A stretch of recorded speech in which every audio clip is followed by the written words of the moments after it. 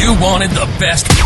You've got the best podcast. The hottest podcast in the world. The Chris Voss Show, the preeminent podcast with guests so smart you may experience serious brain bleed. The CEOs, authors, thought leaders, visionaries, and motivators. Get ready. Strap yourself in. Keep your hands, arms, and legs inside the vehicle at all times, because you're about to go on a monster education roller coaster with your brain. Now, here's your host, Chris Voss. Hi, folks. Chris Voss here from thechrisvossshow.com, thechrisvossshow.com. And now, a man who's just here for the brain bleed. I'm your host, Chris Voss. Welcome to the show, my friends. Thanks for coming along today. We certainly appreciate it. As always, refer the show to your family, friends, and relatives and tell them, you want to meet great authors, great CEOs, great brilliant minds. And of course, none of those people on the show are me. It's always why we invite the guests so that we have the smart people on the show to offset, the low IQ that I bring the show down to.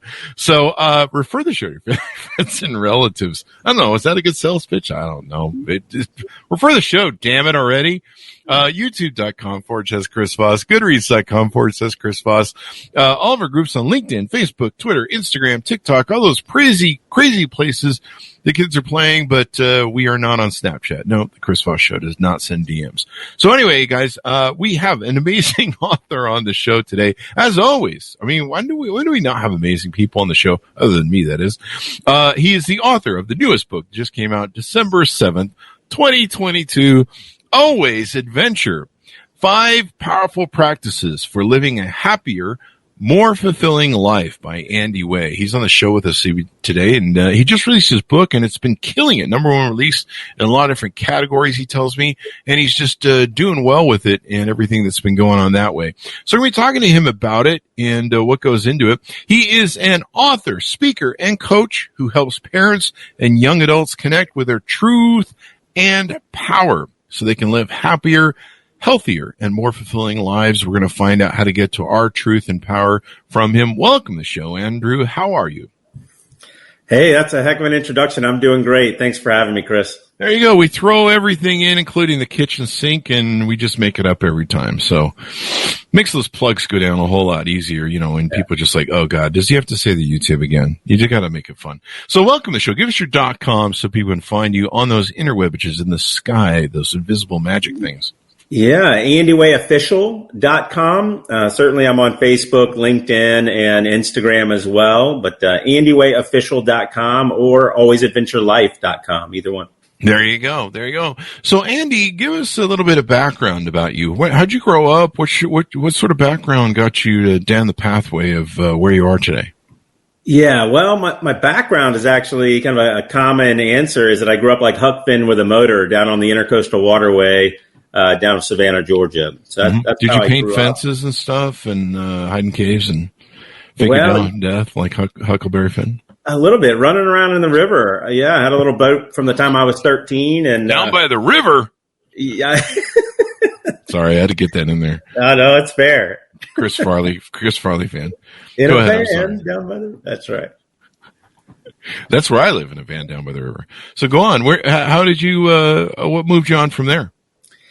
Yeah, so, graduated high school, and shortly after, I didn't grow up with my mom. So, I was in Austin living on a sailboat and getting to know my mom, and then joined the Navy. I was serving overseas, launching planes off a flight deck of a carrier. So we were forward deployed about 8 months out of the year out of Japan, right? So, and then landed in St. Louis of all places. Oh, wow.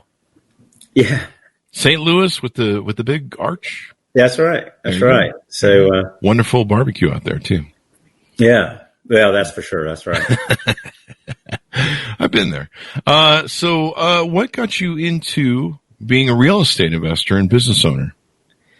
Yeah, I mean, it was kind of, I always knew that I had a really great dad and a great family, great stepmom. Sorry, that must have been hard.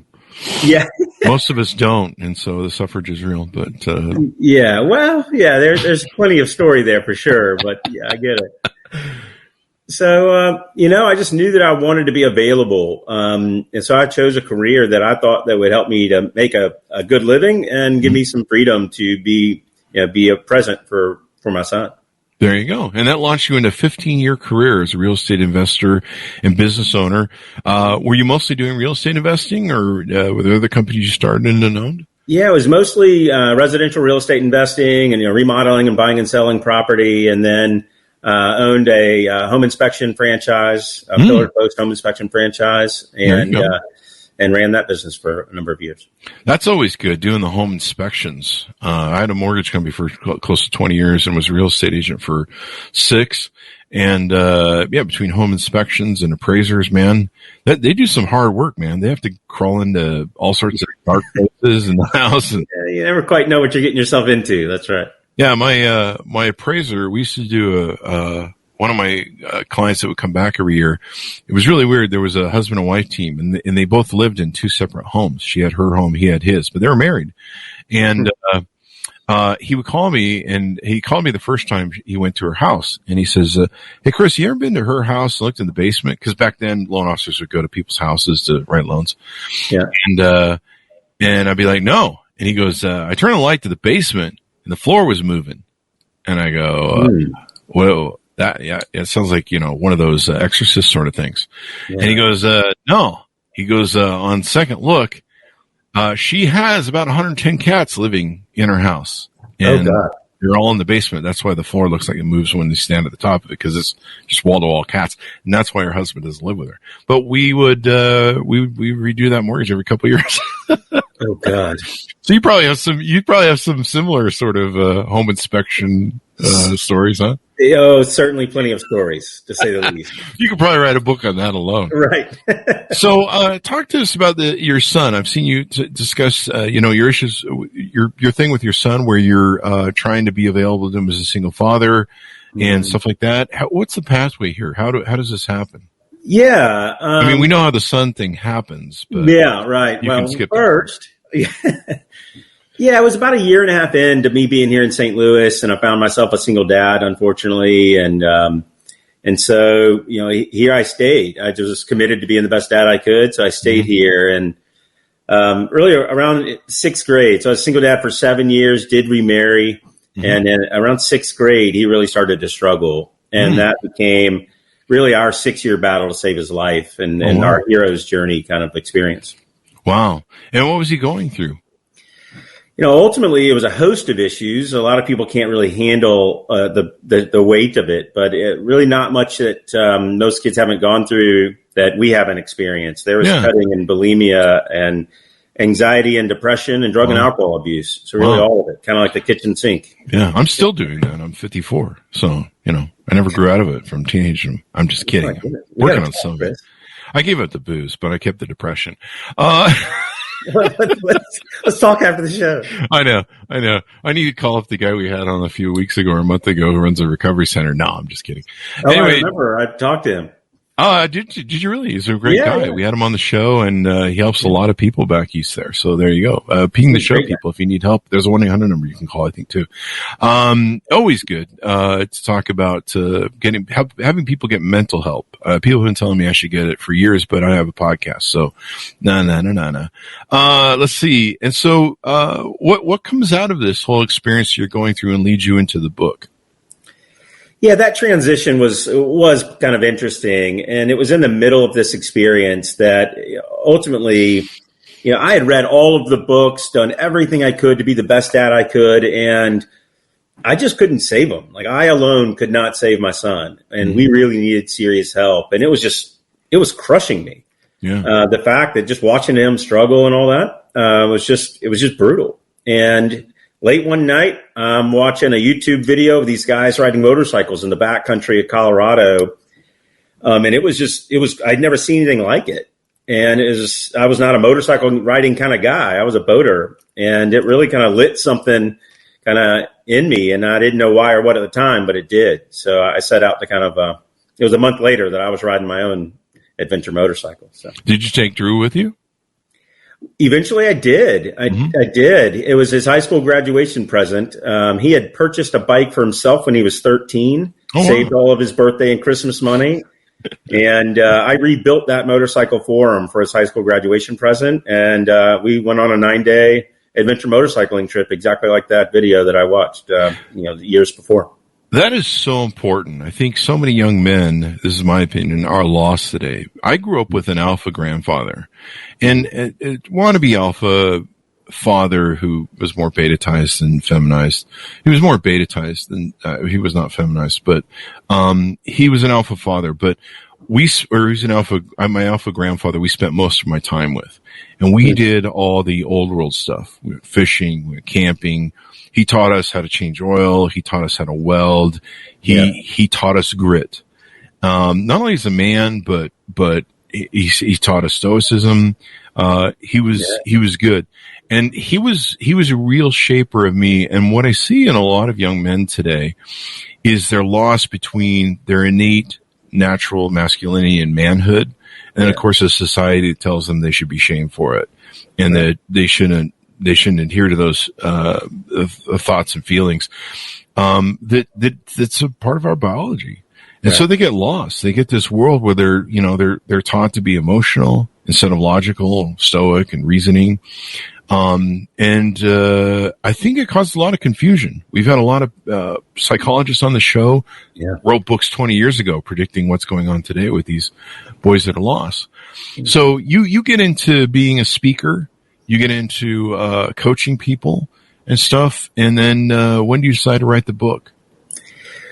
Well, that video and that whole experience, when I started to ride, it really instilled in me this capacity to heal and grow stronger for the road ahead with Drew. Mm-hmm. And my wife didn't like that I rode, but she loved the way that I came home. I was good. I was happy. I was full. I had capacity to just whatever she wanted to do. It just helped me to just heal and grow stronger. Right. And so it was that really caused me to dig into why is it relevant and who should care and why is it important? And so I started a 5-year journey of unpacking my relationship to adventure. And so did you start doing more adventurous things, or you stick with the motorcycling, or what other things do you get engaged in? Well, it was more, it's a fair question. I did start to ride adventure motorcycles more and I took a solo 4-day trip, and then I did this 9-day trip with Drew and would ride a lot. But I figured I started to unpack this mindset distinction and kind of what I call living adventurously. And I do feel there's a mindset there. It's not outside of us, it's inside of us. Mm-hmm. So that's something that I've really put together called the Living Adventurously method. And that's a methodology that I do coach. So always adventure. Living adventurously doesn't just mean like, hey, let's go jump off of bridges with, those bungee cords and, do crazy things that maybe put your life on the line. Some of it's about in your head then. 100%. That's right, Chris. I mean, that's, the misnomer, my whole conversation is to redefine our relationship to adventure. Most people automatically relate to or think about climbing Mount Everest or sailing solo around the world. And my take is every single day is the unknown. Yeah. By definition, an adventure is exploring the unknown and seeking excitement. And so, it's a different lens through which we can really approach everyday life. Yeah, the adventure with your mind. And so you put into the book 5 powerful practices for living a happier and more fulfilling life. Yeah. Why did you choose happier and not unhappier? Because I think it seems like a lot of people love being unhappy these days. Yeah, fair enough. Fair enough. But what are can you tease out to us the 5 powerful practices? People need, of course, buy the book to really dig into them. They do need to buy the book. That's absolutely right. Buy the book, damn it. Of course, it's on Amazon now, but you can get it through my website. But the 5 powerful practices. There's the 2 first ones, 1 and 2. Allowing is 1, and allowing is the catalyst for all change. Nothing happens until we allow it, and it turns out a lot of people struggle with that. Number 2 is gratitude. Yes, well, let's get into allowing a little bit because it's so allowing stuff to happen to you, or allowing your mind to be open? Give us some deeper definition on that. I love it. Yeah, happy to. Mm-hmm. One of the things I invested in myself for the first time, not too long ago. Mm-hmm. And I was in a real high level coaching program with a lot of accomplished people. And one of the things I started to notice was there are a lot of similar comments, these common conversations that I'm not good enough, or I'm not worthy, or I'm not enough. These self-limiting beliefs. Mm-hmm. And all the time, people have these self-limiting beliefs that are rooted deep in their past, from their childhood. And so we're not going to move forward in our life if we can't get closure and get complete with our past, let go of our anger, let go of our, right? Whatever it might be, or these stories that we've made up, until we get complete with those things and start to believe in ourselves and get closure with the past, we're not going to be able to move forward and have the experience of life that we really want. So allowing people to pour into us, allowing ourselves to receive help, allowing ourselves to forgive, right? Oh, man, I got to forgive people too? Well, forgive. Can I still hate them and resent them? Yeah, sure. Okay, cool. Whatever you want. Note to self, keep hating and resenting people, but forgive them. Or maybe, I don't know. Let's see how it goes on. I don't know where my phone was for that. Note to self. So allowing people to do this. So the settling is really important. Really, I think people really need to sit down and tell me what you think. Work out their trauma, clean up the past, and make sure they're clear or clean if they can on that. What do you think? That's exactly right. We have to get complete. Mm-hmm. I say it all the time, loving yourself and others for all they are and all they aren't, for all you are and all you aren't. People are typically doing the best they can with the frame of mind that they have to work with. I guess part of allowing would be, you can't allow other people to love you and love to come out from you if you don't allow yourself to be loved or allow you to love other people. Yeah, I mean, how you treat yourself is a huge reflection on how you interact with others. It really is, especially if you hate yourself, because that also, then you're on Twitter all day doing, sending nasty, and YouTube sending nasty comments to people. Yeah. Trolls. Not good. It's not a good place to be. It's not a good place to be. Note to self, stop doing that. So let's move on to number 2. Sure. Gratitude. Gratitude. What a great word. Right. I mean, the single word outcome for gratitude is positivity. Mm-hmm. And so there's 2 states of being, a powerful state of being and a primal state of being. And when we connect with gratitude, we really help shift ourselves into a powerful state of being. So we move from primal to powerful then. Yeah. There you go. I think I need to do that because I'm always stuck in primal, especially when I order steak. No, gratitude is so important. I actually have something I created. A friend of mine gave me the idea years ago. And I have every Sunday is what I call Gratitude for Gratefulness Day. And it repeats itself every week on my calendar on Sunday. And Sunday is a day when I'm supposed to at least set a little bit aside, set a little bit of time aside from Call of Duty to focus on being grateful for. There's a lot of that going on today. Gratitude for Gratefulness Day. And it's kind of where I sit and kind of not really meditate, but kind of reminisce and go, hey, man, be thankful for what you got. When I turned, I think it was 53 or 52 or something, I posted on Facebook some complaining, whining and moaning and, oh God, I've hit 52 or I hit 50 or something like that. Yeah. And somebody just struck me with an arrow through the heart and they go, you know what, Chris, man, there's a whole lot of people that would trade places with you that didn't make it to 50. A whole lot of people. And maybe you should really think about that. And that just zapped me. And I think about it ever since. And so, like you say, you mentioned earlier, every day is an adventure. So, every day is a new day, a day above ground. You get to wake up every day. You get the privilege to wake up every day. This universe is a game of survivalism. If you haven't checked lately, it's kind of out to get you most times. Whether it's a virus or a bug or, a meteor falling on your head. That happened to me last week almost. We had a giant earthquake this morning in California, for those of you watching. So you just never know, man. And so every day, adventure, live your life, right? Absolutely. And every single day we get the opportunity to make a powerful new decision. So it really is a mindset. There you go. There you go. Mine's usually to launch Call of Duty on my Stream app. I'm turning Call of Duty into a callback this show. So let's talk about number 3. So this is really where it all began, if you ask me. Exploring the unknown. And so the gift of exploring the unknown is trust.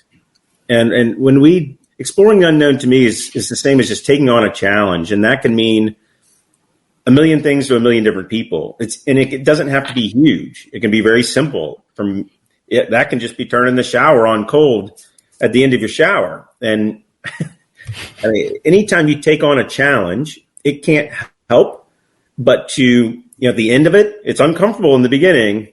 But once you get uncomfortable and take on a challenge, you can't help but to build a deeper level of trust in yourself and others. Mm-hmm. Your confidence goes up, and it really begins to kind of seep into just really how you take on everyday life. It definitely does. Teaching yourself discipline and power and being able to control yourself, like don't turn on the Call of Duty and maybe do some work. Yeah. See, there you go. It's the callback of the show. I don't know why I'm identifying it because everyone knows what it is. But it's funnier. I don't know. I'm just doing it. I mean, it's to me, a big word for me is discipline because I sometimes don't have any. I mean, when you're single with no kids, you're like, you wake up every day and it is an adventure because you're like, I don't know, what should I do today?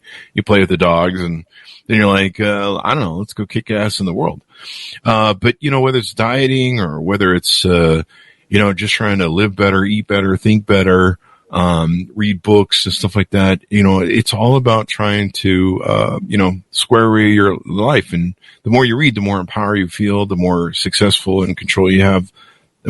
Basically, the more control you have, the more empowered you feel, right? Sure, absolutely. I mean, and I did wind up really digging into the neuroscience behind some of this approach. And so there's a whole body of work behind it that I started to discover that was really exciting to me, because sometimes I'm a little bit geeky, but I like to dig into things. But yeah, there's no doubt that anytime you're getting uncomfortable, you really it definitely changes the way your capacity and what you're able to have. It's fun to be uncomfortable too, because then you can really stretch yourself. You can learn new things. Right. You can go new places, and you can open your mind. It's like I told my niece and nephew when they were graduating high school. I said, look, I'm going to tell you something that I wish someone had told me when I was your age. There's 3 things in life that are important. One is knowing the things that you know. Okay, great. Number 2, know what you don't know. So, like you and I probably don't know rocket science or physics or something. Maybe you do, but I don't. But I know I don't. But I know what physics are. And then the most important third rail that you've got to figure out is the things you don't know that you don't know. And that's where the real richness of life is for me. And hopefully it's for other people, finding those things you don't know. Where I'm 54 and I still have learned aha moments where I'm like, holy crap. Like I had no idea that was a thing. That's really cool. I wish I would have learned that earlier, but I know it now. And it just evolves your mind and expands your mind. And sometimes it can really expand and change your life. Couldn't agree more. Yeah, definitely. Yeah, it's huge. That's right. So I lost track if we're on 3 or 4. Which one are we on? 4? So we were on 3. That was get uncomfortable. Yeah, those Call of Duty jokes threw me off. It's the damn callbacks. So 4, what do we have 4? And that is explore the unknown. And it's a perfect segue. There's what you know you don't know, and then what you don't know that you don't know. And the gift of exploring the unknown as part of your just daily, it's just being curious, right? Mm-hmm. And that's insight. When you're aligning your actions behind your spiritual vision, your life vision, things start to show up, and they're not for no reason. You'll notice when something's in line with what you're really seeking and exploring, stuff will show up, and you'll get these insights that absolutely support what you're up to. Yeah, it was funny. I kind of led into that with what I was talking about earlier, didn't I? Perfect. Without even knowing. I must have read the book. It's doing those different things, exploring the unknown. Sometimes your brain will fight you, and it'll be like, do I have to expand ourselves today? We're going to learn something today. Or, it's like, and sometimes I listen to my brain, and when it's kind of putting up that fight, like, I don't want to learn anything new. You're like, okay, we need to push through this because there could be something really cool on the other side. And usually there is. And usually it's a better gun on Call of Duty that you need to unlock and, go shoot stuff with. Right. But it can really enhance your life because, you can learn new skills. You can learn new trades. I mean, I've always lived my life as a venture because I don't have a wife and kids. So, it's not, I don't walk around all day just stepping on Legos. Right. So I've always got to go find my own new adventure that other parents have. And, I've gone for 5-10 years. I tried being a photographer for a while. I kind of enjoyed learning it, spending a ton of money on stuff and then realizing I didn't have any talent for it. But I loved the experience and it taught me a lot of things and I learned from it. There's other parts of my life that I've done different things and there's kind of like these whole segments. And so it's fun because I can look back on my life now and go, what a cool bunch of adventures. And then I can wake up every day and go, what adventure should I go on today? Perfect. That's absolutely right. I mean, and that's a great segue into the last, the fifth one, but that's, having the experiences when you are actively being curious and exploring the unknown, without question, enrich your life. There you go. And it all comes back to that number one thing where you're allowing that all to happen, opening yourself up and that's right. Going on these adventures, being grateful and, finding the things in your life and can make all the difference. So, did Drew help with any of the writing of the book? How'd that work out with him? I guess indirectly, right? Because he went through his own challenges and I'm always very careful. He has his own story to tell. Uh-huh. I really talk about, my hero's journey where I was just kind of an empty shell of the man and I have built and kind of unpacked all this as part of my experience. Mm-hmm. But, we are really, really close. And so he has a heart for sharing his own story of overcoming the challenges that he experienced. And so does my wife. And so do I. We get approached on a pretty regular basis to kind of, just kind of meet with different people and help how we can. So he has a heart for it as well. There you go. So I'm looking at your website, Andy Way Official, and you've got the book, you do speaking, coaching. Talk to us about some of the things you do there. Well, I mean, it's been pretty interesting. Anywhere from speaking, starting out and just speaking at the residential therapeutic boarding school where Drew went, and speaking to those parents. Part of what happens when you're in a challenge like ours, it was just really kind of overwhelming, is your world can get pretty isolated. You can get pretty lonely. And one of the things that I really wanted to let other parents know is that they're not alone. And we were on the backside, so I wanted to offer hope.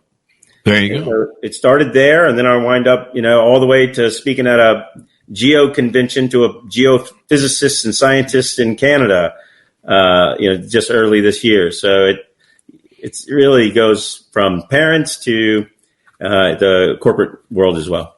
I know people can reach out to you for a free 1 hour to have an introduction conversation on your website. Yep. There you go. Yeah. And you've got coaching programs available, different things you do, speaking programs available. There you do. One of the things that I think, you spending time with your son and doing like man things together, is really important for men.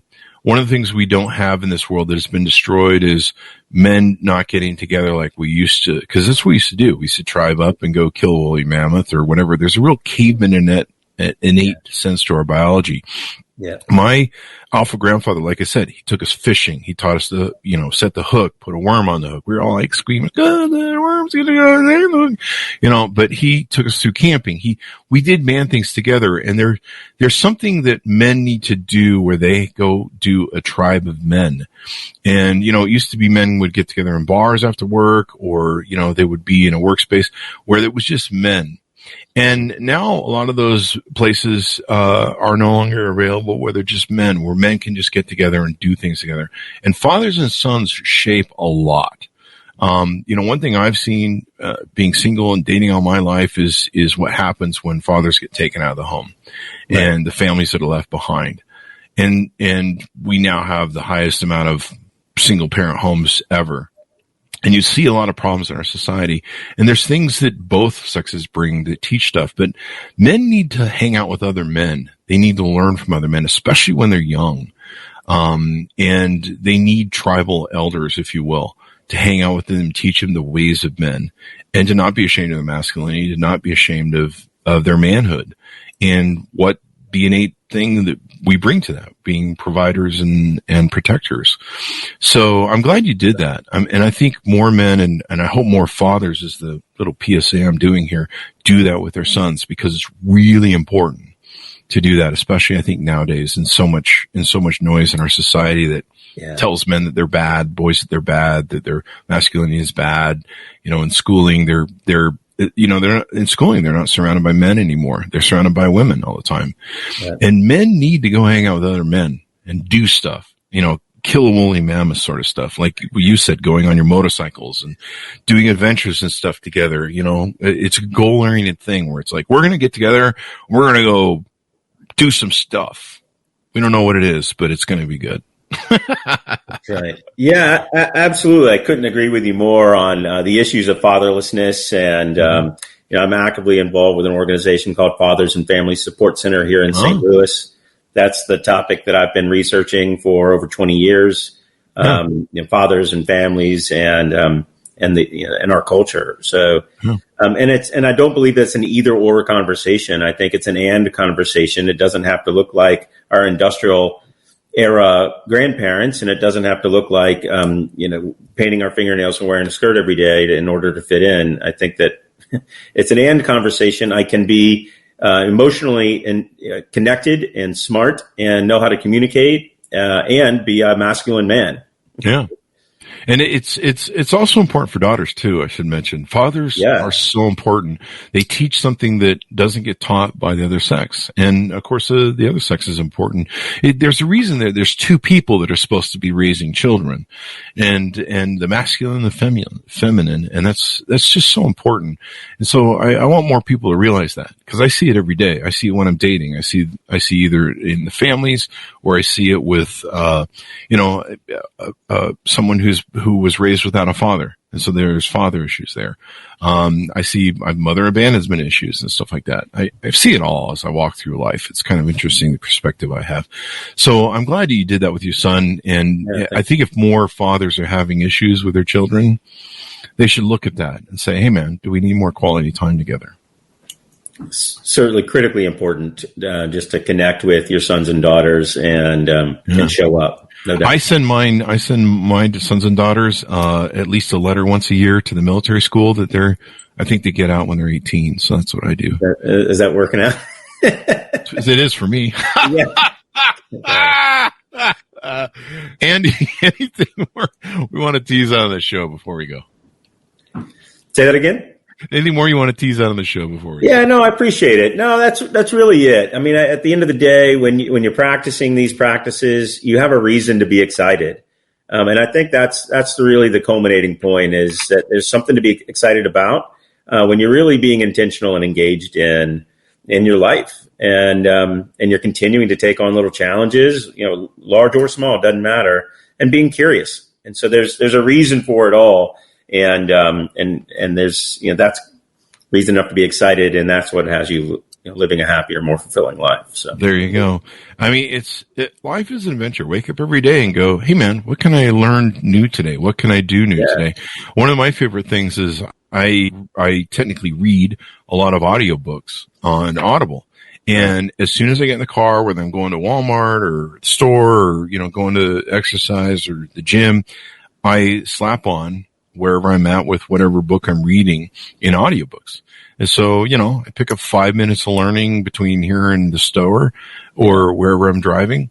But, I try and utilize my stupid time. Like even if I'm preparing a salad or something like that, I've usually got Audible book playing. and just learning new stuff and going on new adventures and being like, hey, let's check out what that's going on. Finding out what my friends are doing. Maybe I'm like, would I be interested in that? I don't know. Always live your life as an adventure. I love the concept. Thanks a lot. I appreciate it. There you go. Give us your plugs one more time so people can find you on the interwebages. Yeah, that'd be great. Thank you so much. You can find me at alwaysadventurelife.com or andywayofficial.com. I'm easy to find on Facebook, LinkedIn, or Instagram as well. There you go. Order up the book wherever fine books are sold. Stay with those alleyway bookstores. I got tetanus. I had to get a tetanus shot when I tripped in one the other day. I think I got mugged. I don't know. I can't find my wallet. Anyway, guys, go to wherever fine books are sold. Always adventure. 5 powerful practices for living a happier and more fulfilling life by Andy Way. You can check out his website as well. December 7th, 2022. Makes a great gift to give away for that holiday season. And so order like 10 and give them away to all your family. And it certainly beats buying diamonds or something expensive. You can do that too if you want. Thanks for tuning in, folks. Be good to each other. Stay safe. And we'll see you guys next time.